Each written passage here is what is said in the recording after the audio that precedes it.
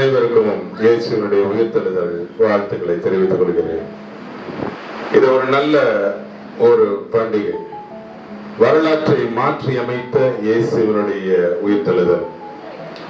இயேசு கிறிஸ்து அவருடைய உயிர்த்தெழுதல் தான் கிறிஸ்தவத்தினுடைய அஸ்திவாரமாய் இருக்கிறது. அந்த ஒன்று மாத்திரம் அசைக்கப்படும் என்றால் ஒட்டுமொத்த கிறிஸ்தவ நம்பிக்கைகளுமே வீணாகிவிடும். கிறிஸ்தவன் நிற்பதும் அது அசைவதும் உயிர்த்தெழுதல் என்கிறது ஒரே ஒரு ஒற்றை செங்கற்களிலே நின்று கொண்டிருக்கிறது. அந்த ஒற்றை தூணில் நிற்கிறது. அந்த ஒரு தூண் இல்லை என்றால் ஒட்டுமொத்த கிறிஸ்துவமே வீழ்ந்து போயிடும், அத்தனைய பாழாகிவிடும். பவுல் அதை ரொம்ப அழகாக தான் அந்த கிறிஸ்தவத்தினுடைய உயிர்த்தெழுதலை மிக அழகாக விவரிக்கும் பொழுது 1 கொரிந்தியர் 15 என்று ஒரு முழு அதிகாரத்தை ஒதுக்கி அந்த முழு அதிகாரத்திலே இயேசுவினுடைய உயிர்த்தெழுதலை மட்டுமே மையப்படுத்தி எழுதுவதை நாம் பார்க்க முடிகிறது. இயேசு கிறிஸ்து ஏதோ உயிரோடு எழுந்தார், ஏதோ ஒரு கட்டுக்கதை என்பது அல்ல, அவர் மெய்யாகவே உயிரோடு எழுந்தார். அதுதான் உண்மை. ஏதோ ஒரு கட்டுக்கதையை நான் நம்புவதற்காக இந்த உலகத்தில் வரவில்லை. இயேசு என்பவர் வாழ்ந்தார், மரித்தார், அடக்கம் பண்ணப்பட்டார், 3ஆம் நாள் உயிரோடு எழுந்தார். ஒவ்வொரு மனிதனுடைய வரலாறும் பிறப்பு இறப்பு என்பதோடு முடிவடைந்து விடும். இயேசுவின் வரலாறு மாத்திரம்தான் பிறப்பு இறப்பு மீண்டும் உயிர்ப்பு என்பதிலிருந்து ஆரம்பிக்கப்படுகிறது. கிறிஸ்தவம் என்பது ஒரு மரித்து போனவருடைய கல்லறையிலிருந்து ஆரம்பிக்கப்பட்ட ஒன்று அல்ல. கிறிஸ்தவம் என்பது உயிரோடு இருக்கிற ஒரு நபரிலிருந்து ஆரம்பிக்கப்பட்டதா இருக்கிறது. இயேசு உயிரோடு எழுந்திருக்கவில்லை என்றால் பவுல் கேட்கிற ஒரு கேள்வி 1 கொரிந்தியர் 15 கேட்கிறார். அவர் உயிரோடு எழுந்திருக்கவில்லை என்றால் உங்கள் விசுவாசம் விருதான், வீணாகி போயிருக்கும், உங்கள் நம்பிக்கை வீணாகி இருக்கும். நாம நம்பிக்கையற்றவர்களான மற்றவர்களை போல நாமும் நம்பிக்கையற்றவர்களாக வாழ்ந்திருப்போம். கிறிஸ்தவத்தினுடைய அத்தனை பரிசுத்தவான்களுடைய நம்பிக்கை வீணாய் போயிருக்கும். கிறிஸ்துவுக்குள் மரித்தவருடைய நம்பிக்கை வீணாய் போயிருக்கும். கிறிஸ்தவ வாழ்க்கையை வீணாய் போயிருக்கும். எதை செத்து போனவரை நம்பி நமக்கு என்ன பிரயோஜனம்? அவர் உயிரோடு இருக்கிறவராக இருக்க வேண்டும். அவர் மரித்ததை உயிரோடு உயிர்த்து எழுந்தவராக இருக்க வேண்டும். ஒரு கடவுள் என்றால் அவருக்கு இயற்கையின் மேலே அதிகாரம் இருக்க வேண்டும். ஒரு கடவுள் என்றால் தீர்க்க முடியாத நோய்களின் மேலே அவருக்கு அதிகாரம் இருக்க வேண்டும். பிறவி சப்பானி, பிறவி ஊமை, பிறவி குருட, பிறவி செவிட, 38 வருடம் நடக்க முடியாதவர், 18 வருஷம் எல்லளவு நிமிர முடியாத கூலி போன்ற இந்த காரியங்களில் அவருக்கு அதிகாரம் இருக்க வேண்டும். 3வது ஒரு கடவுள் என்றால் அவருக்கு இயற்கை மேல அதிகாரம், வியாதி மேல அதிகாரம், பிசாசின் மேல அதிகாரம் இருக்க வேண்டும். எந்த பேய் பிசாசுகளோ அவரை பார்த்து பயப்படணும். அதுதான் கடவுள். எத்தனையோ தெய்வங்கள் பேர்களை வைத்து மந்திரம் பண்ணுகிறார். எவனாவது ஒரு மந்திரவாதி இயேசுவை வைத்து நான் மந்திரம் பண்ணுவேன் சொல்லுவனா? ஒருவன் சொல்ல மாட்டான், சொல்லவும் முடியாது. 4வதாக ஒரு கடவுள் என்பதற்கான அடுத்த ஒரு தகுதி, அவர் பாவத்தை மன்னிக்கிறவராக இருக்க வேண்டும். அவர் பாவம் செய்யாதவராக இருந்துதான் அவர்தான் பாவத்தை மன்னிக்கிறவராக இருக்க வேண்டும். இயேசு கிறிஸ்து ஒரு பாவம் செய்யாதவர். தர்ம பாவம், ஜென்ம பாவங்கிற 2 பாவங்களும் விதிவிலக்காக இருந்து பாவங்களை மன்னிக்கிறவராக இருந்தார். அது மாத்திரமல்ல, எல்லா ஜனங்களுடைய பாவத்தை மன்னித்தார், சர்வ லோகத்தின் பாவங்களை மன்னித்தார். 5வதாக ஒரு தேவனுக்கு இருக்கிற ஒரு மிக முக்கியமான பண்பு, அவர் மரணத்தை ஜெயிக்கிறவராக இருக்க வேண்டும். மரணம் அவரை ஒன்றும் செய்யக்கூடாது. 3 ஆணியில தூங்கினார், 3 ஆணியை பிடிக்க தெரியாத, 3 ஆணியை பிடிக்க தெரியும்.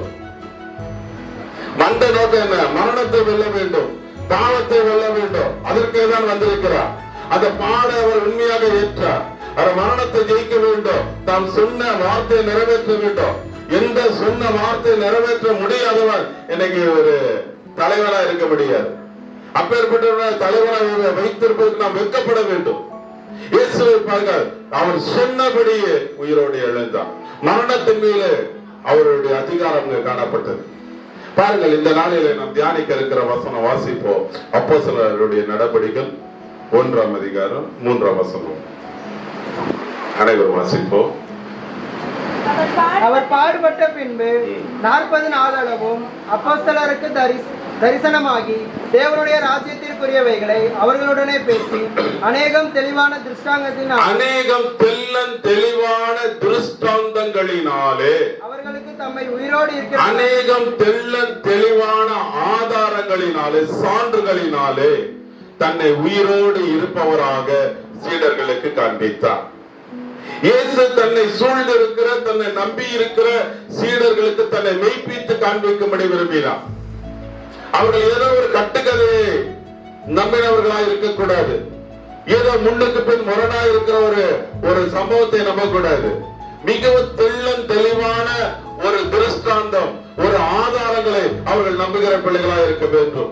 ஒரு பகுத்தறிவின் அடிப்படையிலே கட்டமைக்கப்பட்ட ஒரு கிறிஸ்தவத்தை நாம் பின்பற்றிக் கொண்டிருக்கிறோம். ஏதோ குருட்டுத்தனமான நம்பிக்கைகள் அல்ல, ஏதோ யாரோ சொன்ன ஒரு கட்டுக்கதைகள் அல்ல, மிகவும் தெளிவாக நிரூபிக்கப்பட்ட ஆதாரங்கள். ஆங்கிலத்தில் வாசிக்கிறோம், many infallible proofs of the resurrection of Jesus Christ. இயேசு கிறிஸ்துவினுடைய தெளிவான திருஷ்டாந்தங்கள், ஆதாரங்களை குறித்து நாம் பார்த்துக் கொண்டிருக்கிறோம். அவர் தன் சீடர்களுக்கு தன்னை வெளிப்படுத்தும் பொழுது ஏதோ ஒரு கதையை சொல்லவில்லை, தெளிவாக அவர் தன்னை திருஷ்டாந்தப்படுத்தினார். many infallible, அதாவது கள்ள கபடம் இல்லாத, எந்த விதமான பிசுறும் இல்லாத, எந்த விதமான ஒரு சின்ன ஒரு தவறும் இல்லாத, ஒரு சின்ன விதமான ஒரு லூப் இல்லாத தெளிவான ஆதாரங்கள், சான்றுகளின் அடிப்படையில நான் உயிரோடு இருக்கிறேன் என்று நிரூபித்தார். வேதத்தின் வழியாக மாத்திரம் ஒரு சில சான்றுகளை நாம் பார்ப்போம், வாசிப்போம். முதலாவதாக மத்தேயு எழுதின சுவிசேஷம் 28ஆம் அதிகாரம் 5-6 ஆகிய வசனங்கள். நீங்கள் பயப்படாதிருங்கள், சிலுவையில் அறையப்பட்ட இயேசுவை தேடுகிறீர்கள் என்று அறிவேன். அவர் இங்கே இல்லை, நாம் சொன்னபடியே உயிர்த்தெழுந்தார். தாம் சொன்னபடியே உயிர்த்தெழுந்தார். கர்த்தரை வைத்த இடத்தை வந்து பாருங்கள். போதும், இதோ அவரை வைத்த இடம், அதை வந்து பாருங்கள். அவர் இங்கே இல்லை, அவர் தாம் சொன்னபடியே உயிரோடு எழுந்தார். இயேசு கிறிஸ்து தன் மரித்து அடக்கம் பண்ணப்படுவேன், 3வது நாள் உயிரோடு எழுந்திருப்பேன் என்று திருஷ்டாந்தப்படுத்தினார். இயேசு சொன்னபடியே உயிர்த்தெழுந்தார். நல்ல கவனிக்கணும், நல்ல ஒரு வார்த்தை. சொன்னபடியே செய்து காண்பித்தவர் இயேசு. பாவிகளை நேசியுங்கள் என்று சொன்னார், அதை தன் வாழ்க்கையில முதல் முறையாக பாவிகளை மன்னித்து காண்பித்தார். சத்துருக்களை நேசியுங்கள் என்று சொன்னார், தன் வாழ்க்கையில காண்பித்தார். ஒரு கண்ணத்தை அறிவவனுக்கு மறு கண்ணத்தை காட்டு என்று சொன்னார். சொல்லுகிற யாருக்கும் எளியவா அறியவான், சொல்லியவான செயல் என்பது போல அவர் சொன்னதை வாழ்க்கையில அப்பியாசப்படுத்தி காண்பித்தார். அடிப்பவர்களை தன் முதுகை காண்பித்தார். சொன்னதை நிறைவேற்றுகிறவரை இயேசு கிறிஸ்துவை நாம் பார்க்கிறோம். முதலாவதாக அந்த ஜியோகிராபிக்கல் எவிடன்ஸ் பார்க்கும் பொழுது, இந்த உலகத்தில் இருக்க எல்லா கல்லறைகளையும் நீங்கள் போய் பாருங்கள். எல்லா மத குருமார்களுடைய கல்லறைகளை போய் பாருங்கள். புத்த மதத்தை ஸ்தாபித்த புத்தருடைய கல்லறையை போய் பாருங்கள். அந்த சமண மதத்தை ஸ்தாபித்த மகாவீரருடைய கல்லறையை பாருங்கள். இந்து மதத்தை ஆரம்பித்த தோமையாருடைய கல்லறையை போய் பாருங்கள். இஸ்லாம் மதத்தை ஆரம்பித்த முகமதுடைய கல்லறையை போய் பாருங்கள். சீக்கிய மதத்தை ஸ்தாபித்த குருநானக்கருடைய கல்லறையை போய் பார்க்கலாம். ஆனால் அத்தனை கல்லறைகளும் மூடப்பட்ட கல்லறைகள், அத்தனை கல்லறைகளும் மூடப்பட்ட கல்லறைகள். இதோ ஒரு கல்லறை இருக்கிறது, அந்த கல்லறை சொல்லுகிறது அவர் இங்கே இல்லை, அவர் சொன்னபடியே உயிரோடு எழுந்தார். இதுதான் அவரை வைத்த இடம். அவர் வைத்த இடத்துல இன்னைக்கு நம்ம தேவதூதர் சொன்ன அதே வார்த்தை இன்னைக்கு இயேசுவோட கல்லறை வாசலில் அந்த வார்த்தை எழுதப்பட்டு இருக்கிறது. என்ன வார்த்தை? இது அவரை வைத்த இடம், இங்கு அவர் இல்லை, அவர் தாம் சொன்னபடியே உயிரோடு எழுந்தார். சொன்னபடியே உயிரோடு எழுந்த இடம் அது. பிரியமானவர்களே, ஒரு வரலாற்று ஆதாரமாக, ஒரு மறுக்க முடியாத ஒரு வரலாற்று ஆதாரமாக, ஒரு பூகோள ஆதாரமாக, ஒரு அகழ்வாராய்ச்சி ஆதாரமாக ஆண்டவருடைய கல்லறை, அந்த வெற்று கல்லறை அது பேசிக்கொண்டு இருக்கிறது. அது நம்மோடு பேசுகிறது. அது ஆண்டவர் இங்குதான் வைக்கப்பட்டார், அவர் இங்கே இல்லை, அவர் தாம் சொன்னபடியே உயிரோடு எழுந்தார். இரண்டாவதாக இயேசுவினுடைய மற்றொரு காரியத்தை வாசிப்போம். மத்தேயு சுவிசேஷம் மார்க் 16ஆம் அதிகாரம் 1 to 4 வசனங்கள்.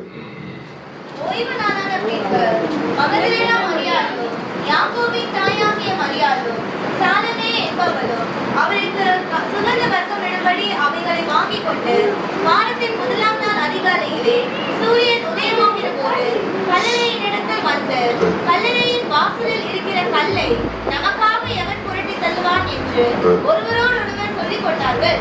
அந்த கல் மிகவும் பெரியதாய் இருந்தது. அவர்கள் ஏறிட்டு பார்க்கிற பொழுது அது புரட்டி தள்ளப்பட்டு இருக்கிறதை கண்டார்கள். நல்லா கவனிக்கணும். இரண்டாவதாக பார்க்கிற ஒரு காரியம், இயேசு தன்னை உயிரோடு இருப்பவராக அநேக தெளிவான திருஷ்டாந்தங்களினாலே அவர் நிரூபித்து காண்பித்தார். இங்க இயேசுடைய கல்லறை வாசலிலே ஒரு பெரிய கல்லை கொண்டு வந்து புரட்டி கொண்டு வந்து வைக்கிறார்கள். கல்லறைக்கு இன்னைக்கெல்லாம் ஸ்லாப் கல்லு போட்டு மூடுறாங்க. அது மலையில வெட்டப்பட்ட ஒரு குகை கல்லறை, அப்படியே குகமா இருக்கும். அதுல உள்ள ஒரு என்ட்ரன்ஸ் இருக்கும். அந்த குகை கல்லறையில கல்லால் செதுக்கப்பட்ட ஒரு பெரிய ஒரு கல்லை கொண்டு வந்து அங்க மூடுவார்கள்.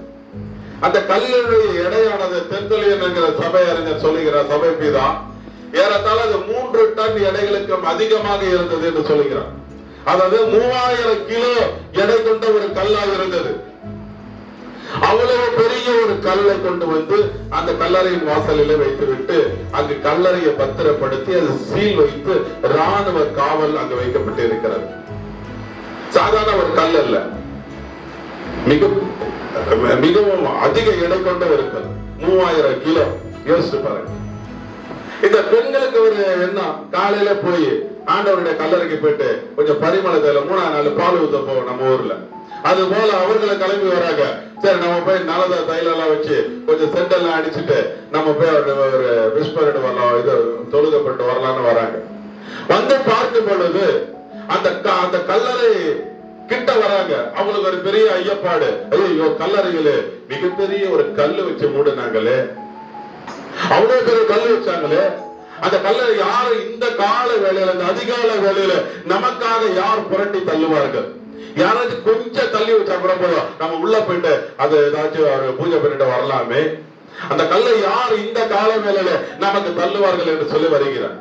கிட்ட வந்து பார்க்கும் பொழுது அந்த பிரம்மாண்டமான அந்த கல் புரட்டி தள்ளப்பட்டு இருக்கிறதை கண்டார்கள். தமிழிலே இருக்கிறது தள்ளப்பட்டு, புரட்டி தள்ளப்பட்டு இருக்கிறது.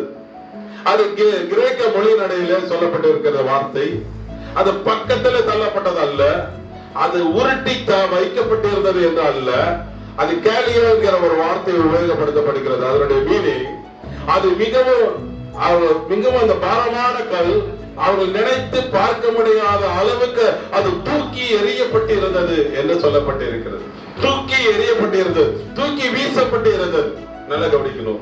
உருட்டப்பட்டு இருந்தது என்பது வேறு, புரட்டுனா அப்படி தள்ளி விட்டாங்கன்னு வேறு, தூக்கி எறிதல் என்பது வேறு. இந்த மீனிங் சரியான மீனிங்க புரிந்து கொள்ளும். இந்த கல், இதை ஒரு கல்லுன்னு வச்சுங்க, இந்த கல் அப்படியே உருட்டி அப்படி வச்சுட்டாங்க அப்படின்னா அது வேறு. இதான் கவனிங்க, இது ஒரு கல், இந்த கல் அப்படியே உருட்டி வச்சுட்டாங்க, ரவுண்டா இருக்காங்க, உருட்டிட்டாங்கன்னா ஒண்ணு. இந்த கல்லை புரட்டிட்டாங்கன்னா அப்படியே அப்படி இருக்க கல்லை அப்படி புரட்டி கீழே தள்ளிட்டாங்கன்னு சொல்லலாம். இந்த கல்லை தூக்கி எறிந்து விட்டாங்கன்னா அங்க போய் விழுந்துருது. அந்த கல்லை தூக்கி எறியப்பட்ட பொழுது அங்க இருக்கிற ராணுவத்தினுடைய முத்திரைகள், ராஜாவோட முத்திரைகள் உடைக்கப்படுகிறது. அந்த கல் தூக்கி எறியப்படுகிறது. அங்கிருந்த 100க்கு அதிகமான அந்த ராணுவ வீரர்கள் பயந்து, செத்தவர்களை போல பயந்து ஓட்டம் பிடிக்க ஆரம்பித்தார். நன்றாக பாருங்கள், அந்த கல் பேசுகிறது. ஒரு கல்லு பேசுமா? இயேசுநாதர் அழகா சொல்வார் மத்தேயு 3ஆம் அதிகாரத்துல, நீங்கள் கூப்பிடவில்லை என்றால் இந்த கற்கள் கூப்பிடும். The stone will cry out அப்படின்னு சொல்றார். இந்த கற்களே பேசும், நீங்க பேச வேண்டிய அவசியம் இல்ல. The stone will cry out அப்படின்னு சொல்றாரு. இந்த கல்லு பேசும். இப்ப இந்த உயிர்த்தெழுந்த பகுதியில் இருந்த கல்லு பேசுகிறது. இயேசு உள்ளிருந்து எங்களை புரட்டி தூக்கி எறிந்து விட்டார், தூக்கி எறிந்தார். பெரிய மனவர்களே, அந்த கல் பேசுகிறது. அநேகம் தெளிவான திருஷ்டாந்தங்களினாலே தம்மை உயிரோடு இருப்பவராக காண்பித்தார். மூன்றாவதாக ஒரு சந்தர்ப்பத்தை நேராக கடந்து செல்வோம், வாசிப்போம். மத்தேயு எழுதின சுவிசேஷம் 28ஆம் அதிகாரம் 11 to 14 வரைக்கும். காவல் சேவகரில் சிலர் நகரத்துக்குள்ளே வந்து நடந்த யாவற்றையும் பிரதான ஆசாரியருக்கு அறிவித்தார்கள். இவர்கள் மூப்பரோட கூடி வந்து ஆலோசனை பண்ணி சேவகருக்கு வேண்டிய பணத்தை கொடுத்து நாங்கள் நித்திரை பண்ணுகையில் அவனுடைய சீஷர்கள் ராத்திரியிலே வந்து அவனை களவாடி கொண்டு போய்விட்டார்கள் என்று சொல்லுங்கள். இது தேசாதிபதிக்கு கேள்வியானால் நாங்கள் அவரை சம்மதப்படுத்தி உங்களை தப்புவிப்போம் என்றார். இங்க இன்னொரு குறிப்பை வாசிக்கிறோம். இயேசு கிறிஸ்து உயிரோடு எழுந்ததை பற்றி அந்த போர் வீரர்கள் ஓடி வந்து சனகரின் சங்கத்திலே சொல்லுகிறார்கள், ஐயா இது மாதிரி நடந்து விட்டது ஐயா. திடீர்னு ஒரு சத்தம் கட்டுச்சு, அங்கு வைக்கப்பட்ட அரசனுடைய முத்திரைகள் உடைக்கப்பட்டது, அங்கிருந்த கல்லு தூக்கி எறியப்பட்டது, நாங்கெல்லாம் செத்தவர்களை போல ஆயிட்டோம். அங்க யாரோ உள்ள இருந்து வெளியே வந்து விட்டார், அவர் உயிரோட வந்து விட்டார், என்ன சொல்லுவது என்று கேட்கிறார். அதற்கு பரிசேயர் சனகரின் சங்கத்தார் சொல்லுகிறார்கள், நீங்கள் போய் ஊர்ல போய் சொல்லுங்க, தேசாதிபதியிட்ட சொல்லுங்க, என்னன்னா ஜனங்கிட்ட பரப்புங்க, என்னன்னா நாங்கள் தூங்கி கொண்டிருக்கையில் இயேசுவின் சீடர்கள் வந்து அவரை களவாய் தூக்கி கொண்டு போய் விட்டார்கள் என்று சொல்லுங்கள் என்கிறார்கள். நல்ல கவனிக்கணும். The theft theory, stolen theory of the resurrection. இயேசுவினுடைய உயிர்த்தெழுதலில் சொல்லப்படுகிறதான ஒரு பெரிய ஒரு கொள்கை, அது ஒரு பெரிய ஒரு கோட்பாடு, ஸ்டோலன் தியரி. இயேசுவை அவருடைய சீடர்கள் வந்து ராத்திரியிலே களவாய் தூக்கி கொண்டு போய் விட்டார்கள். ஒரு தேவாலயத்தை பிலாத்துவிடத்துல காவல் வைக்க வேண்டும் என்று சொல்லி போய் கேட்கிறார்கள். அங்க மத்தேயு 27ஆம் அதிகாரத்துல இந்த கடைசி 7-8 வசனங்களை வாசிக்கும் பொழுது அந்த சனகரின் சங்கத்தார் பிலாத்துவிடத்து வந்து, ஐயா அந்த எத்தன், நல்ல கவனிங்க, எத்தனை என்ன அர்த்தம்? எத்தனை என்ன அர்த்தம்? எத்தனை என்ன அர்த்தம்? திருடு, ஐயா ஏமாத்துக்காரன். அந்த ஏமாத்துக்காரன் இயேசு என்கிற அந்த ஏமாத்துக்காரன் சொன்னா, நான் 3 நாளில எழுந்திருப்பேன்னு சொன்னா, ஒருவேளை அவர் செத்த பிறகு அவருடைய சீடர்கள் வந்து அவரை உடலை தூக்கி கொண்டு போய்விட்டு அவர் உயிர்த்தெழுந்தார் என்ற கட்டுக்கதை கலப்பிவிட்டால் என்ன செய்வது? நீ போய் காவலை வைக்க ஆட்களை அனுப்ப வேண்டும் என்று சொல்லி கவர்னர் கேட்கிறாங்க. அங்க கவர்னர் சொல்றார், உங்களிடத்தில் தான் காவல் சேவகர்கள் உண்டு அப்படிங்கிறார். அதுக்கு அவங்க சொன்னாங்க, உங்களுக்கு இருக்கிறது இருக்கிறாங்கய்யா, நீங்க எக்ஸ்ட்ரா பந்தோபஸ்து போடுங்க. இங்க 2 காவல்கள் அங்க வைக்கப்பட்டிருந்தது. இயேசுவோட கல்லறையின் சுற்றிலும் 2 காவல் இருந்தது. ஒரு காவலுக்கு பேரு மிஸ்னா காவல் என்று பேர். இன்னொரு காவல் வந்து ரோம காவல், ரோம கவர்மெண்டோட காவல் வைக்கிறாங்க. அங்க மிஸ்னா காவல் என்பது தேவாலய காவல் சொல்லுவாங்க. தேவாலயத்துல மொத்தம் 12 வாசல் இருக்கும். ஒரு வாசலுக்கு அங்க 3 தடவையாக காவல் காப்பாங்க. ஒரு வாசலுக்கு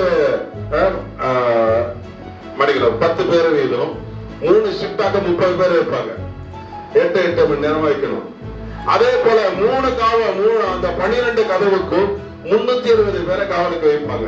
அவ்வளவு பேர் அங்க குழுமி இருக்கிறாங்க. ஒரு ஆள் 2 ஆள் நிக்கல.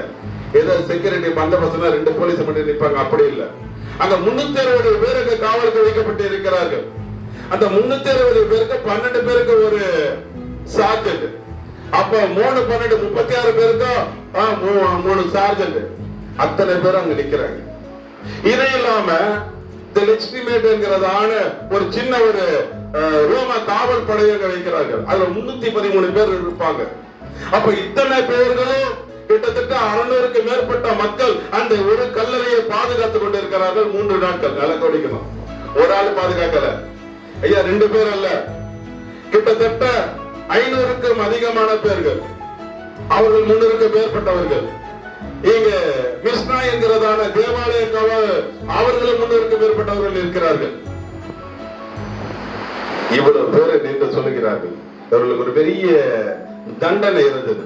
யாராகிலும் ஒருவன் அந்த காவலை காக்கவில்லை என்றால், ஒருவன் காவலுக்கு கொடுக்கப்பட்ட இந்த போனை காப்பாற்றணும்னா, இந்த போனை இறந்துட்டானா அவனுக்கு என்ன கிடைக்கும்? காவலை காத்த அத்தனை பேருக்கு மரண தண்டனை. இந்த கடுமையான தண்டனை அவர்களை விழிப்பாக இருக்க வைத்திருந்தது. ஒருவேளை ஒருவன் தூங்கினால் பக்கத்துல அற கொடுப்பாட்டே, நீ தூங்கிட்டு எனக்கு மரண தண்டனைடா. யாருக்கு மரண தண்டனை? ரோம சட்டங்கள் ரொம்ப இரும்பு நாடு, அது ரொம்ப மோசமான நாடு. இருக்கிற சாம்ராஜ்யத்திலே மிக மோசமான சாம்ராஜ்யம். கிரேக்க சாம்ராஜ்யத்தை வீழ்த்தி வந்த ரோம சாம்ராஜ்யம் மிக வலுவான சாம்ராஜ்யம். அத்தனை சட்டங்கள் கடுமையா இருந்தது, அத்தனை பேருக்கு மரண தண்டனை. ஆனா பாருங்க, ஒருத்தனுக்குமே மரண தண்டனை கொடுக்கப்படவில்லை. ஐயா, காவல் காக்க வேண்டியவர்கள் என்ன செய்திருக்கணும்? இயேசுவை காவல் காத்திருக்கணும். காவல் காக்கலைன்னா அத்தனை பேருக்கு மரண தண்டனை. அந்த பாடி எங்க இல்ல, பாடி எங்கன்னு கேட்டா ஐயா அவர் உயிர் தெழுந்தான்னு சொல்லணும். இல்ல சீடர்கள் தூக்கிட்டு போனான்னு சொன்னாங்கன்னா இவர்களுக்கு மரண தண்டனை கிடைக்கும். நீ ஏன் ஒழுங்கா காவல் காக்கல? இவருடைய ஸ்டேட்மெண்ட மட்டும் நான் வைத்து சொல்லுகிறேன், பைபிள் எடுத்து மட்டும் சொல்கிறேன். அங்க போர் வீரர்கள் போய் சொல்றாங்க, நாங்கள் தூங்கி கொண்டிருக்கையில், வாசிங்க இந்த வசனத்தை.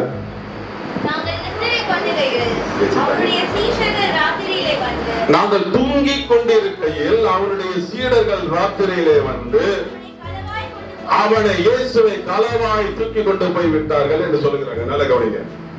ஏன் ஒரு ஆளு தூங்கினானா அந்த நூற்றுக்கணக்கான பேர்களும் தூங்கினார்களா? நல்ல கவனிக்கணும்.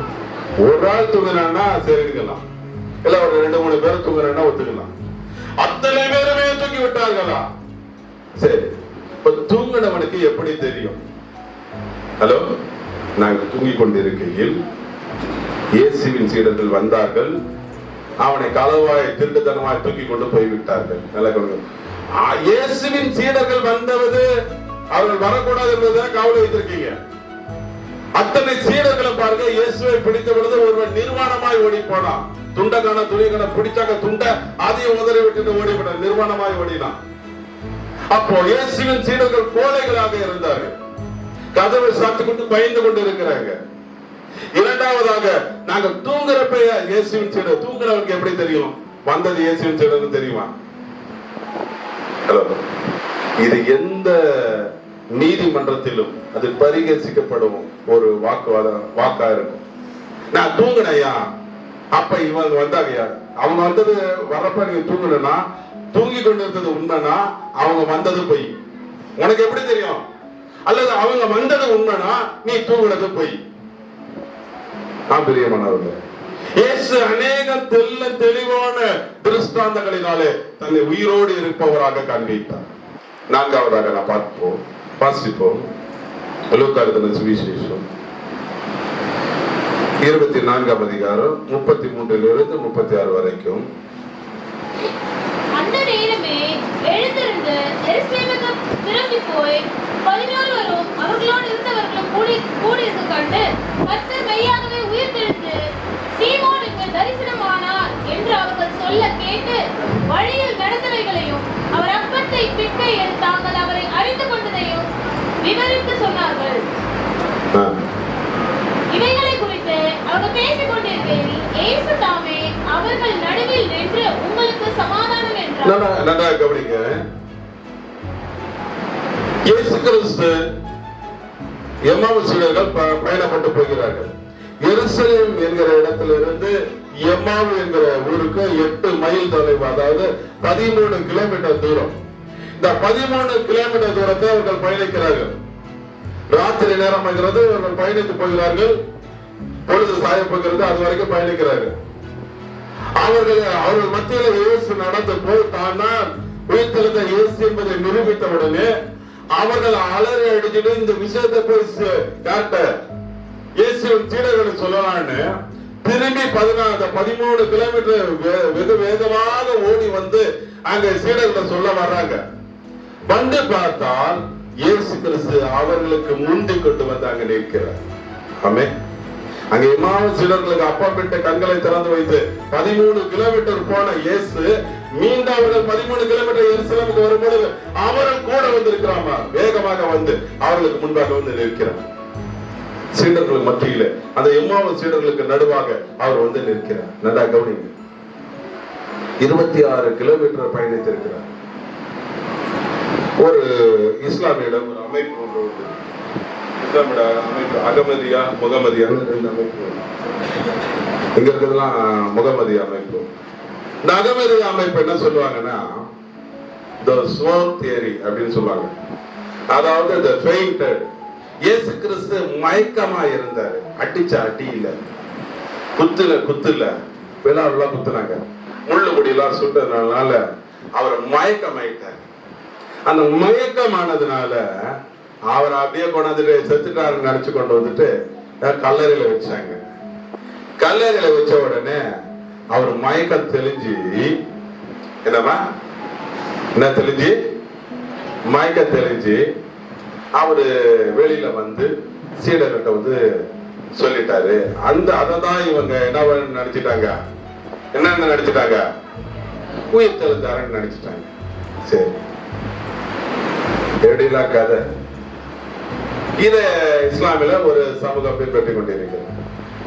ஆனா அது நிரூபிக்க முடியாத ஒரு கூற்று இருக்கட்டும். இயேசு கிறிஸ்து மயக்கமாகி இருப்பார் என்றால் அவருக்கு அடிக்கப்பட்ட அடிகள் வேதனைகள் சொல்ல முடியாது. கிட்டத்தட்ட ஒரு ராத்திரி முழுவதும் சனகரின் சங்கத்திலும் ஏறது சங்கத்திலும் மறுபடியும் சனகரிடம் மறுபடியும் பிலாத்துவிடம் மறுபடியும் சனகர் மறுபடியும் பிலாத்துன்னு சொல்லி மாறி மாறி மாறி மாறி ராத்திரி எல்லாம் அங்கேயும் இங்கும் வைத்து ஆளாளுக்கு அடித்து உதைத்துக் கொண்டு இருந்தார். கடைசியில பாரமான சிலுவை தூக்க வைத்தார்கள். ஒரு சொட்டு தண்ணி இல்லாம மிகுந்த களைத்து போயிருந்தார். அவர்கள் கொடுத்த மதுபான கலந்த காடியை கொடுத்தார்கள், அதையும் குடிக்க அவர் மறுத்து விட்டார். அதை குடிக்கவில்லை. சில பேர் குடிச்சதா கேட்டாங்க, குடிக்கவில்லை பைபிள் ஆணித்தரமா சொல்லுது. கடைசி சொட்ட ரத்தத்தை அவர் வரைக்கும் அவர் சிந்தி மறித்தார். சாமுவேல் காட்டன் அப்படிங்கிற ஒரு ப்ரொஃபசர் மருத்துவ பேராசிரியர் சொல்ற, இயேசுனுடைய விழாவில கடைசியாக குத்தி அவர் பார்க்கிறார், இவர் மரித்து விட்டாரா இல்லையான்னு. குத்தி பார்க்கும் பொழுது ரத்தமும் தண்ணீரும் வந்தது. அதை அவர் அனலைஸ் பண்ண சொல்றாரு. மெடிக்கல் டெத் ரிப்போர்ட் அவர் இது பண்றாரு. ஒரு காப்ஸ்ல இருந்து ஒரு மரித்த பிரேதத்திலிருந்து ரத்தமும் தண்ணீரும் வரும் என்றால் அந்த சரீரமான இருதய பகுதியில குத்தி பார்க்கும் பொழுது கடைசியா இருந்த அந்த இருதயத்தில் ஒட்டி இருந்த கடைசி சொட்டு ரத்தமும் வந்து முழுவத கம்ப்ளீட் டெட் கிரைஸ்ட் அப்படின்னு சொல்றாரு. மெடிக்கல் ரிப்போர்ட் என்ன சொல்லுகிறது, மருத்துவத்துடைய ரிப்போர்ட் என்ன சொல்லுகிறதுனா, போஸ்ட்மார்ட்டம் ரிப்போர்ட் கம்ப்ளீட்லி அவர்கள் குத்தி பார்த்த பொழுது உயிரோடு இருக்கிற இயேசுவை குத்தி பார்க்கவில்லை, செத்து போன இயேசுவை குத்தி பார்த்தார்கள். மெடிக்கல் ரிப்போர்ட் படி இயேசு மரித்து விட்டார். ஒருவேளை இவர்கள் கூற்றப்படி மரிக்காதவராய் மயக்கமடைந்தவராய் இருந்திருந்தா அவரை கொண்டு வந்து 32 முழம் நீளமுள்ள அந்த சீலையை வைத்து அப்படியே சுத்தி என்னத்துல சுத்துறாங்க, வெள்ளை போலம் என்கிற ரெசின், அது கம், அந்த கம் எடுத்து அப்படியே உடம்புல ஊத்தி முகெல்லாம் ஊத்தி தலைக்கு ஒரு வரைக்கும் இது வரைக்கும் நல்லா கவனிங்க, இது நல்லா கவனிங்க, இது வரைக்கும் வச்சு அப்படியே வச்சு சுத்திடுவாங்க. இது வரைக்கும் இருக்கும், இது வரைக்கும் இப்படி வந்து இப்படி வந்து கழுத்து வரைக்கும் அப்படியே சுத்திட்டு தலையை தனியா அப்படியே வச்சு சுத்திடுவாங்க. ஒரு மயக்கம் அடைந்த நபருக்கு முதலாவது கொடுக்கப்பட வேண்டியது என்ன கொடுக்கணும், மருத்துவ முதல் உதவி செய்யப்பட வேண்டும். ஆனா இயேசுவுக்கு எந்த ஃபர்ஸ்ட் எய்டும் பண்ணாம 32 முழம் கிட்டத்தட்ட 16 தடவை துணியில கம்ம ஊத்தி மறுபடியும் சுத்தி, துணியை கம்ம ஊத்தி மறுபடியும் சுத்தி, இப்படியே 16 தடவை அந்த 32 முழம் சீலை வைத்து அப்படியே முடி வைத்து விட்டார். எந்த காயத்துக்கு எந்த மருந்து போடவில்லை, அப்படியே உடம்போட ஒட்டி கொண்டு விட்டது. உடம்போட அந்த புண்ணோட அந்த கம்மு என்ன ஆயிடும், அப்படியே ஒட்டிக்கும். இது வரைக்கும் போட்டு ஒட்டிட்டாங்க. இது வரைக்கும் வந்து இப்படி இதோட இருக்கும். ஒருத்தர் பிச்செல்லாம் எடுக்க முடியாது, சரியத்தை எடுக்கணும்னா பிச்சு எடுக்கணும், துணியெல்லாம் கிழிக்கணும். மேல தலையை சுத்திட்டாங்க. அவர் முகத்துக்கு காத்து வரணும், சுத்தமா அசைவற்றவராக முகத்தெல்லாம் மூடிட்டாங்க. ஒரு துளி காற்றற்றவராக ஒரு இருண்ட ஒரு முகையில அடைக்கப்பட்ட ஒரு இடத்துல இருந்தவர் எப்படி வெளியே வர முடியும்? கையெல்லாம் கட்டி இப்படியே இருக்க, கை இது வரைக்கும் இருக்கும், அதுக்கு மேல ஃபுல்லா மூடிட்டாங்க. எப்படி வெளியில வரும்? ஒரு மம்மி பைட், அது பதப்படுத்தப்பட்ட ஒரு சரீரம் எப்படி வெளியே வர முடியும்? ஒரு பெரிய பணக்காரன், யோசிப்புங்கிற பணக்காரன் அவரை அப்படியே சுத்தி சுத்தி சுத்தி தன்னுடைய திரவியங்களெல்லாம் ஊத்தி அவரை அந்த அளவுக்கு பதப்படுத்தினான். 100 ராத்தல் சொல்றாங்க. இன்னைக்கு 100 கிலோ இருக்க, 100 கிலோ கம்ம ஊத்தி இருக்கான் உடம்புல. பாருங்க, அவ்வளவு ஊத்தி அதுவே அவ்வளவு எடையா இருக்கும். அப்படியே உடம்போட ஒட்டிக்கிட்டு இருக்கும். அடிப்பட்ட புண்ணு உடம்புல அப்படியே ஒட்டிக்கும். காற்று இல்லாதவர், ஒரு சொட்டு தண்ணி இராதவர், ஏற்கனவே 3 நாட்கள் தூங்காதவர், அங்க சிலுவைக்கு பிறகு 3 நாட்கள் எந்த மருத்துவ உதவி இல்லாமல் ஒருவேளை மயக்கமா இருந்திருந்தா சொல்றேன் இருந்தவர் வெளியே எழுந்து வந்து அந்த கட்டுகளை அவர் பிரிச்சு, அதுக்கப்புறம் அவர் வெளியே எழுந்து வந்து அந்த கல்லை எடுத்து புரட்டி தூக்கி 3000 கிலோ கல்ல அடிப்பட்ட ஒரு நபர், எந்த பலவீனமும் அடிப்பட்டு குற்றுயிராக கிடந்த ஒரு நபர் அந்த 3000 கிலோ கல்லை தூக்கி எறிந்து விட்டு அங்க இருக்கிற ராணுவ வீரர்களோடு போராடி ஜெயித்து விட்டு அவர் வந்து அவர்களை சீடர்களை சொல்லிவிட்டு 13 கிலோமீட்டர் அவ்வளவு தடவை கடகடகடவென்று நடந்து அவர்களோடு போய் பேசிக்கொண்டு திரும்பி அவர்கள் வரும் பொழுது அவர்களுக்கு முன்பாகவே அவர் வந்து அங்க முன்னாடி நின்று எவ்வளவு ஒரு வேகம், மயக்கமா இருப்பவர் அப்படியே வந்திருப்பார், எப்பா காப்பாத்துங்கப்பா, என்ன ஒரு அடி எடுத்து வைக்க முடியலப்பான்னு சொல்லியிருப்பார். எவ்வளவு ஒரு வேகம், எவ்வளவு ஒரு துணிச்சல், இந்த ரேபிட் அவ்வளவு ரேபிட் சொல்லுவாங்க, அவ்வளவு ஒரு துரிதமான ஒரு வேகத்திலே இயேசு செயல்பட்டார். இதுதான் மயக்கமடைந்த ஒரு நபருடைய செய்கையா? இப்படி செய்ய முடியுமா என்று கேட்டால் பதில் இல்லை. வேதம் சொல்லுகிறது, அநேகம் தெளிவான திருஷ்டாந்தங்களினாலே தன்னை உயிரோடு இருப்பவராக இயேசு காண்பித்தார். 4வதாக பார்க்கும் பொழுது வாசிப்பு 5வதாக லூக்கா 24ஆம் அதிகாரம் 36 45. இவைகளை குறித்து அவர்கள் பேசிக் கொண்டிருக்கையில் இயேசு தாமே அவர்கள் நடுவில் நின்று உங்களுக்கு சமாதானம் என்றார். அவர்கள் கலங்கி பயந்து ஒரு ஆவியை காண்கிறதாக நினைத்தார்கள்.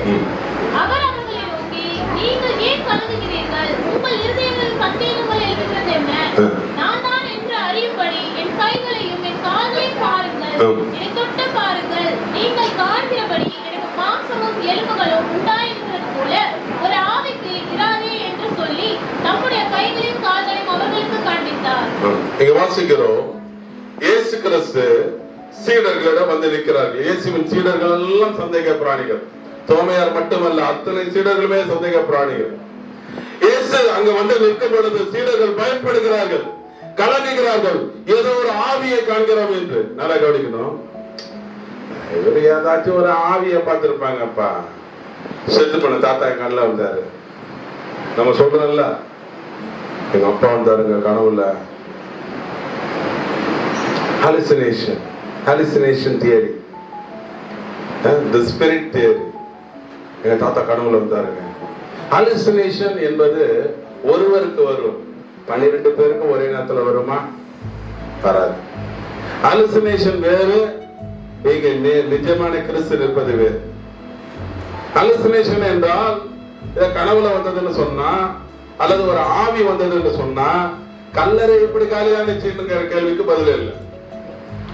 கல்லறை காலியா இருக்கிறது, கல்லறை வெற்று கல்லறையா இருக்கிறது. அந்த கல்லறையில் இருந்த பிரேதம் இல்ல, அந்த வெற்று கல்லறைக்கு ஹாலுசினேஷன் பதில் சொல்லாது. ஒரு கனவு கண்ட எங்க தாத்தா வந்தாரு, செத்து போன தாத்தா கனவுல வந்தாரு, நான் கூட தான் சொல்ல முடியும். கனவுல வந்த தாத்தா கதையை சொல்ல வரல அவர். அவர்கள் இயேசுவை பார்க்கும் பொழுது ஒரு ஆவின்னு நினைக்கிறாங்க. இயேசு எந்த சரீரத்துல வைக்கப்பட்டாரோ அதே சரீரத்தோடு வந்து நிற்கிறார். இயேசு அவர்களை பார்த்து சொல்கிறார், என்னை தொட்டு பாருங்கள். ஆவியை கலக்கிற பாருங்க, ஏன் பாக்குறீங்க? நான் ஆவி கிடையாது, எனக்கு கை இருக்கிறது, எனக்கு கால் இருக்கிறது, எனக்கு தலை இருக்கிறது. நம்ம பாக்குற பிசாசுக்கும் வெள்ளைக்காரன் பாக்குற பிசாசுக்கும் டைம் ஒரு வித்தியாசம். வேலைக்காரன் பிசாசு 7 மணிக்கு கூட வரும், நம்ம ஒரு பிசாசுக்கு எப்படி தான் வரும்? 12 மணியாச்சா அப்படின்னா அப்பதான் வரும். வெள்ளைக்காரன் பிசாசு வரதுக்குலாம் ஒரு ஸ்மெல்லாம் கிடையாது. நம்ம ஒரு பிசாசு வரதுக்கு என்ன இருக்கும்? அப்படியே ஒரு மல்லிகைப்பூ வாசம் அப்படியே சல் சல் சல் சல்னு கொலுசு சொல்றோம். கால் இருக்காத பிசாசுக்கு ஆனா கொலுசு போட்டிருக்கோமா? தலை இருக்காத பிசாசுக்கு ஆனா பூ வச்சிருக்கோமா? நம்ம நிறைய கதையெல்லாம் சொல்லுவோம். ஆனா இயேசுவை அப்படிதான் நினைக்கிறாங்க. இயேசு சொல்கிறார், என்னை பாருங்கள், என்னை தொட்டு பாருங்கள், என் கைகளை பாருங்கள், ஆணிகளால் அடிக்கப்பட்ட என் கைகளை பாருங்கள், என் கால்களை பாருங்கள். ஒரு பேய்க்கு இருப்பது போல கைகளும் கால்கள் அதுக்கு இராது, எனக்கு இருப்பது போல அதுக்கு இராது, என்னை பாருங்கள். இன்னும் நம்பவில்லையா? உங்களிடம் என்ன இருக்கிறது? ஐயா, பொரிச்ச மீனும் தேன் கூடும் இருக்கிறது, கொடுங்கள் என்று சொல்லி வாங்கி அவர்கள் முன்பாக புசித்து அவர்களுக்கு தன்னை மெய்ப்படுத்தி காண்பித்தார். தன்னை உயிரோடு இருப்பவர் என்று சொல்லி அவர் அநேகம் தெளிவான திருஷ்டாந்தங்களினாலே நிரூபித்து காண்பித்தார். பெரியமானவர்களே, இயேசு தன்னை மெய்ப்படுத்தி காண்பிக்கிறார். ஏதோ நம்ம கட்டுக்கதைகளை பின்பற்றிக் கொண்டிருக்கவில்லை, ஏதோ ஒரு கனவில் வந்த ஒன்றை நாம் பின்பற்றிக் கொண்டிருக்கவில்லை, எவனோ எழுதி வைத்த ஏதோ ஒரு கதையை பின்பற்றிக் கொண்டிருக்கவில்லை, தாத்தா கதை பாட்டி கதையை நம்ம பின்பற்றிக் கொண்டிருக்கவில்லை, சீர்கேடான கிழவிகளின் கதைகள் என்று பவுல் சொல்கிறானே அந்த கதைகளை நாம் பின்பற்றிக் கொண்டிருக்கவில்லை. நாம் வரலாறை நாம் பின்பற்றிக் கொண்டிருக்கிறோம். பகுத்தறிவின்படி தன்னை நிரூபித்து இயேசுவை பின்பற்றிக் கொண்டிருக்கிறோம். கடைசியாக இன்னொரு காரியத்துக்கு நிறைய கடந்து வருவோம். வாசிப்போம். யோவான் எழுதின சுவிசேஷம் 20ஆம் அதிகாரம் 3 to 8 அப்பொழுது பேதுருவும் மற்ற சீஷனும் கல்லறையின் இடத்திற்கு போகும்படி புறப்பட்டு இருவரும் ஒருமித்து ஓடினார்கள். பேதுருவை பார்க்கிலும் மற்ற சீஷன் துரிதமாய் ஓடி முந்தி கல்லறையின் இடத்தில் வந்து அதற்குள்ளே குனிந்து பார்த்து சீலைகளில் கிடக்கிறதை கண்டான். ஆனாலும் அவன் உள்ளே போகவில்லை. சீமோன் பேதுரு அவனுக்கு பின்னே வந்து கல்லறைக்குள்ளே பிரவேசித்து சீலைகள் கிடக்கிறதையும் அவருடைய தலையில் சுற்றிருந்த சீலை மற்ற சீலைகளுடனே வைத்திராமல் தனியே ஒரு இடத்தில் சுருண்டு வைத்திருக்கிறதையும் கண்டான். முந்தி கல்லறையின் இடத்திற்கு வந்த மற்ற சீஷனும் அப்பொழுது உள்ளே பிரவேசித்து கண்டு விசுவாசித்தார். He saw and believed. He saw and believed. இயேசு கிறிஸ்துவினுடைய கல்லறைக்கு வருகிற யோவான் பேதுரு 2 பேரும் வராங்க. அங்க இயேசுடைய கல்லறையில வந்து பார்க்கும் பொழுது கல்லறை காலியா இருக்கிறது. அங்க இருந்த காவலர்கள் இல்லை, கல்லெல்லாம் புரட்டி தள்ளப்பட்டு இருக்கிறது. உள்ளே வந்து பார்த்த பொழுது அவர்கள் கண்ட ஒன்றே ஒரு அற்புதமான ஒரு நிகழ்வு அங்க இருந்தது. கவனிங்க, அந்த பெரிய ஒரு துணியினாலே சீலையினாலே இயேசுவை போர்த்தி இருந்தார்கள், சுத்தி கட்டி இருந்தார்கள், இறுக்கி கட்டி இருந்தார்கள். அந்த கட்டின துணி அது ஒரு இடத்துல இருக்குது, அப்படியே இருக்குது, போட்ட மாதிரி இருக்கு. இந்த தலைக்கு சுத்தி வைத்திருந்த அந்த துணி மடித்து வைக்கப்பட்டு இருக்குது, ஃபோல்டட் அப்படிங்கிறது ஆங்கிலத்துல.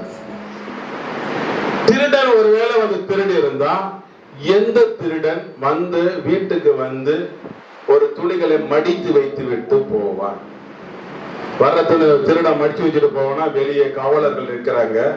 அவ்வளவு பேரை தாண்டி அவன் உள்ள வந்திருந்தால் திருடி இருப்பான் என்றால் அங்க இருக்கிற துணிகள் எல்லாம் மடிச்சு வச்சு விட்டு போக மாட்டான். அந்த இயேசுவை வைத்த அந்த உடல் அமைப்பை போய் பார்க்கிற, நல்லா கவனிக்கிறான், நல்லா கவனிக்க. இயேசுவை இப்படியே கட்டி வச்சிருக்காங்க, இப்படிதான் உடல் இது வரைக்கும் வச்சு சுத்துற அந்த துணி. இந்த உடலுக்கு உள்ள இருக்கிற இந்த துணிகளுக்கு உள்ள என்ன இருக்கணும்? உடம்பு. அந்த உள்ளுக்குள்ள துணி மட்டும் அப்ப அதே ஷேப்ல இருக்குது, அதை கலட்ட முடியாது, யாருக்கு கலட்ட முடியாது.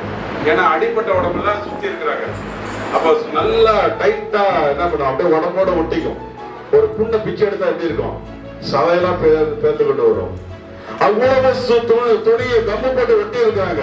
ஆனா அந்த உடல், அந்த துணிக்கு உள்ள ஒரு இருந்த உடல் மட்டும் காணும். அந்த துணி அதே ஷேப்ல, கையால கிழிக்கப்படல, கத்தியால கிழிக்கப்படல, யாரும் அறுக்கல, அப்படியே காலியா இருக்குது, அந்த ஷேப்ல இருக்குது.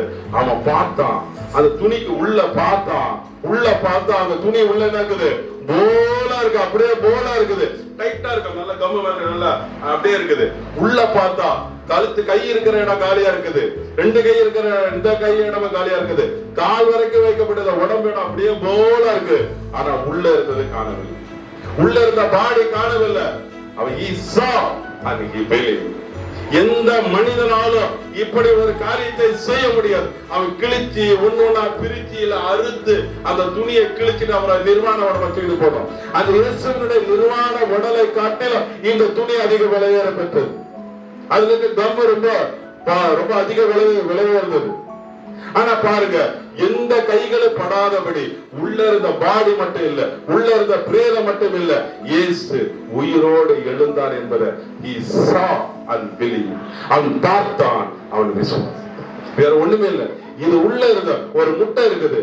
முட்டை உள்ள இருந்தா முட்டை வெள்ளை கருங்கானா மஞ்சள் கருங்கானா? முட்டை பாக்குறது அப்படியே இருக்குது. உடச்சி பார்த்தா உள்ள முட்டையோட ஷேப் அப்படியே இருக்கு. உள்ள ஒண்ணுமே இல்ல, எம்டியா இருக்குது. காரணம் என்ன? அவர் உண்மையிலேயே உயிரோடு எழுந்தார். ஆமென். கடைசியாக ஒரே வாசிச்சு நம்ம வாசிப்போம், நேரம் அதிகமாகிறபடினால.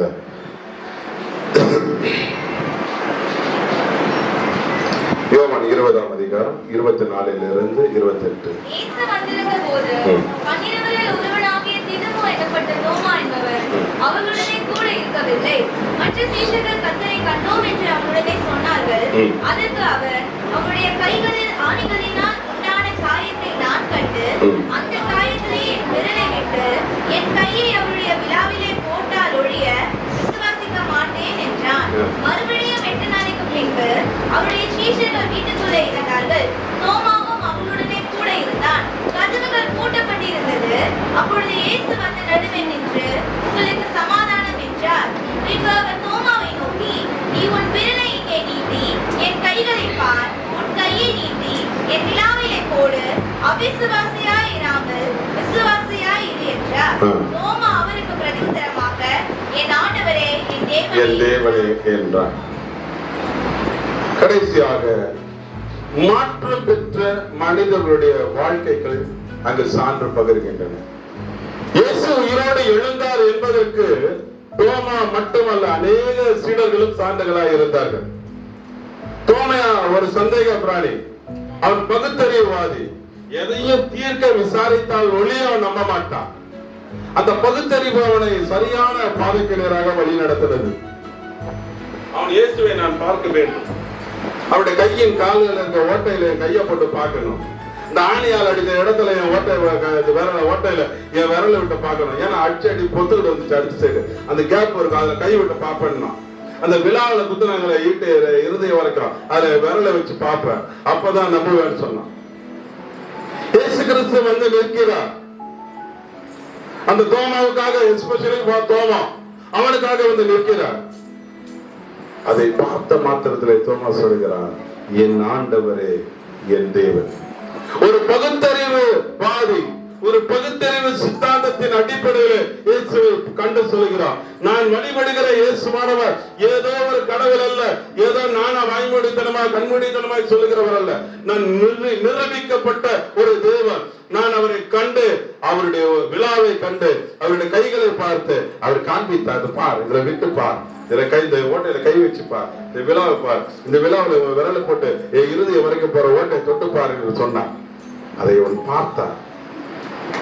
எனக்கு அன்பான தேவனுடைய பிள்ளைகளே, தெளிவான திருஷ்டாந்தங்களினாலே இயேசு தன்னை உயிரோடு இருப்பவராக அவர்களுக்கு காண்பித்தார். நீங்க வேற இடத்துல உட்கார்ந்து இருந்தீங்கன்னா இந்த செய்தி உங்களுக்கு கிடைக்குமான்னு தெரியாது. கர்த்தர் உங்களோடு பேசிக்கொண்டு இருக்கிறார். இயேசு தன்னை உயிரோடு இருக்கிறவரை நிரூபித்து காண்பித்தார். ஒரு அற்புதமான ஒரு தேவன். பாருங்க, ஒவ்வொரு மாற்றம் பெற்ற மனிதருடைய வாழ்க்கைகள், அன்னைக்கு தோமா மட்டுமல்ல, சீடர்கள் மட்டுமல்ல, 2000 வருஷங்களாக மாற்றம் பெற்ற ஒவ்வொரு மனிதருடைய வாழ்க்கைகளும் இயேசு உயிரோடு இருக்கிறதுக்கு அது சாட்சி தருகின்றன. ஜோஸ் பெண்டோல்னு ஒரு அறிஞர் சொல்லுவாங்க, who will die for your life அப்படின்னு சொல்லுவாங்க. who will die for your life. ஒரு பொய்க்காக யார் மரிப்பார்கள்?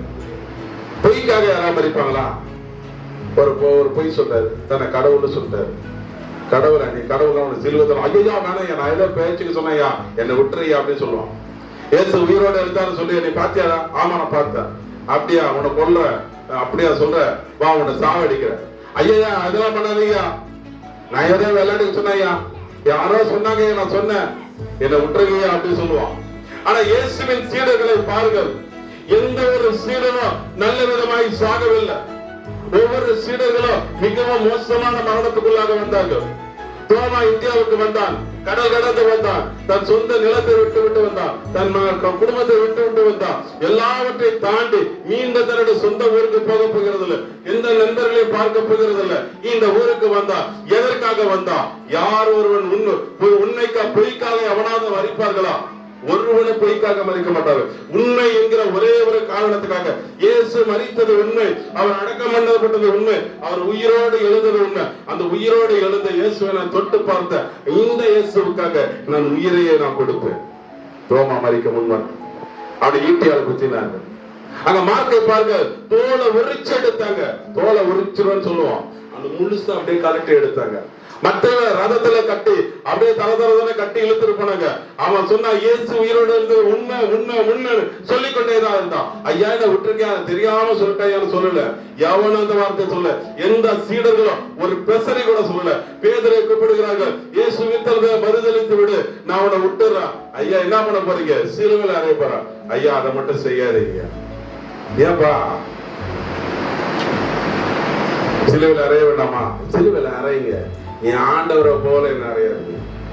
அவர் நேரம் அறைஞ்சாங்க, இது தலைக்கீழா வேணா அடி, ஆனாலும் பொய்ய மட்டும் சொல்ல மாட்டேன். ஏன்னா நான் கண்டது உண்மை, நான் பொய்க்காக மறிக்கவில்லை, உண்மைக்காக மறிக்க நான் துணிந்திருக்கிறேன். உண்மைக்காக மட்டும் நான் மறிப்பா ஒரு மனுஷன், பொய்க்காக கொஞ்சம் கூட மறிக்க மாட்டான். ஓடிடும், பொய் என்னைக்கு நிற்காது, பொய் ஓடிவிடும். அத்தனை சீடர்களும் பல ஆயிரக்கணக்கான கிறிஸ்தவர்கள், பல லட்சக்கணக்கான கிறிஸ்தவர்கள், பல கோடிக்கணக்கான கிறிஸ்தவர்கள் தன்னுடைய உயிரை இந்த உண்மைக்காக மட்டும்தான் தியாகம் செய்தார். பாருங்கள், கொதிக்கிற எண்ணெய் கொப்பரையில கொதிக்கிற அப்படியே எண்ணெய் இருக்குது, கொதிச்சு கொண்டு இருக்கிறது. யோவானை பார்த்து சொன்னாங்க, நீ இயேசுவை மறுதளித்து விடு, நீ இயேசு உயிர்த்தளவில்லை என்று சொல்லிவிடு. ஐயனை கண்டாலே கண்ட. யோவான் எழுதுகிற 1 யோவான் 1ஆம் அதிகாரம் 1ஆம் வசனத்துல, ஆதி முதல் இருந்ததோ, எங்கள் காதுகளினால் கேட்டதோ, எங்கள் கண்களினால் பார்த்ததோ, எங்கள் தீர விசாரித்து பார்த்ததோ, எங்க கைகளினால் தொட்டதுமா இருக்கிற வார்த்தை. நான் தொட்டு தொட்டு பார்த்ததையா? இயேசுவோட மார்பல சாய்ந்திருந்தவன் அவன். அவன் சொல்லுகிறான், இயேசுக்கு ரொம்ப அன்பா இருந்த மனுஷன் அவன். அவன் சொல்லுகிறான், நான் ஏதோ பொய் சொல்லல, பொய்னா விட்டுட்டு மறிக்க ஓடி போயிடுவேன், நான் உண்மைக்காக மறிக்கிறேன்னு சொல்லி அந்த கொதிக்கிற எண்ணெயை கொப்பரையில மறிக்க தன்னை ஒப்பு கொடு. எனக்கு அன்பான தேவனுடைய பிள்ளைகளே, அந்திரேயா பாருங்கள், பெருக்கல் வடிவ சிலுவையில எடுத்து கொண்டு போகிறார்கள். அட்டிச்சு உடம்பெல்லாம் புண்ணா இருக்குது. அதுல பெருக்கல் வடிவ சிலுவையில கட்டி வைக்கிறாங்க. இந்த 2 காலை விரிச்சு 2 கையை விரிச்சு வச்சு கட்டிடுவாங்க. ஒரு வேத அறிஞர் சொல்றான், அப்படியே ரோட்ல விட்டு அப்படியே விட்டுருவாங்க. போற வரலாம் பாப்பான், டே ஏதாவது ஒத்துக்கடா, ஒத்துக்கோ, இயேசு உயிர்த்தலைன்னு ஒத்துக்கோ, உன்னை விட்டுருவாங்க. இதுல வேற சக்கரை பாவை கரைச்சி மேல ஊத்தி விட்டுருவாங்க. ஊத்திட்டா என்ன ஆயிடும்? என்ன ஆயிடும்? எறும்பெல்லாம் வந்து பிடுங்கும். காக்கா கட்டும் எறும்பு பிடுங்க, ராத்திரிலாம் பிடுங்கும், போற வர மிருகங்கள்லாம் கடிக்கும். அதெல்லாம் கட்டிச்சு அனுபவமா சித்திரவதைப்பட்டு உடம்பெல்லாம் புண்ணாக்கி அப்படியே செத்து மட்டிஞ்சு காஞ்சி கருவாடாக அந்த இடத்துல போக வேண்டிய நிலைமை வருது. அப்பவும் சொல்கிறான், பொய்யா இருந்தாலும் மறிக்க மாட்டேன், உண்மைக்காக நான் உயிரை கொடுப்பேன்னு சொல்லி கடைசி வரைக்கும் அவன் உயிரை கொடுத்து மறித்தான். Who will die for your life? பொய்க்காக யார் மறிப்பார்கள்? உண்மைக்காக மட்டுமே மறிப்பார்கள். இயேசுடைய உயிர்த்தெழுதல் அநேக ஜனங்களுடைய வாழ்க்கையை மாற்றி இருக்கிறது. அங்க பாருங்க, இதே கிறிஸ்துவுக்கு விரோதமா எழுந்த பவுலுடைய வாழ்க்கையை இயேசுடைய வாழ்க்கை மாற்றினது. அவன் இயேசுவை கண்டான். அது கண்ட பிறகு அவன் சொல்லுகிறான், இந்த இயேசுக்காக நான் பானபலியாக வார்க்கப்பட்டு போகிறேன், இந்த தேகத்தை விட்டு பெரிய காலம் வந்தது. அவன் சொன்ன அதப்பு சொல்லுகிறான், ஐயா நீ போகாத, நீ போன அவனை கையால கட்டி, அவன் கையில கட்டி கொண்டு வரான். அவன் கையை கட்டியில ஒரு திருக்கதேசி, நீ போனா இப்படி உன்னை கையை கட்டி இழுத்துட்டு போவாங்க, உன்னை அடிப்பாங்க, உன்னை கொண்டுடுவாங்க.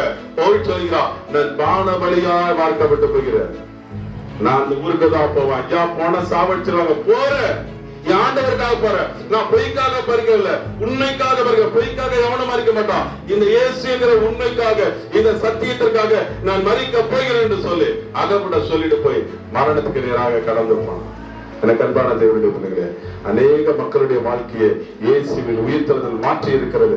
இன்றைக்கு மாற்றிக்கொண்டு இருக்கிறது, இனிமேலும் மாற்றிக்கொண்டு இருக்கும். அவர் நேற்று மீண்டும் மீண்டும் மாறாதவர், அந்த ஆண்டவராகிய இயேசு கிறிஸ்து. ஒரே ஒரு வசனத்தை நான் வாசிச்சு நம்முடைய வாசிப்போம். எனக்கு ஒரே ஒரு வசனத்தை மட்டும், எபிரேயர் 7ஆம் அதிகாரம் 25ஆம் வசனம்.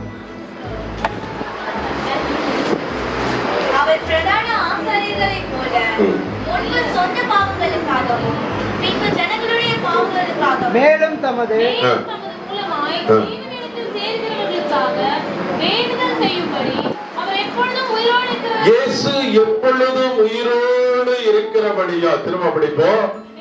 இயேசு எப்பொழுதும் உயிரோடு இருக்கிறபடியா அவரை நம்பி இருக்கிற பிள்ளைகளை முற்றுமுடிய ரட்சிக்க வல்லவராயிருக்கிறார். ஆமென் சொல்லுமா?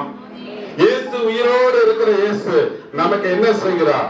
நம்மை ரட்சிக்க காப்பாற்ற வல்லவராயிருக்கிறார். ஆமென் ஆமென். கண்களை மூடி கர்த்தரை நோக்கி பார்ப்போமா?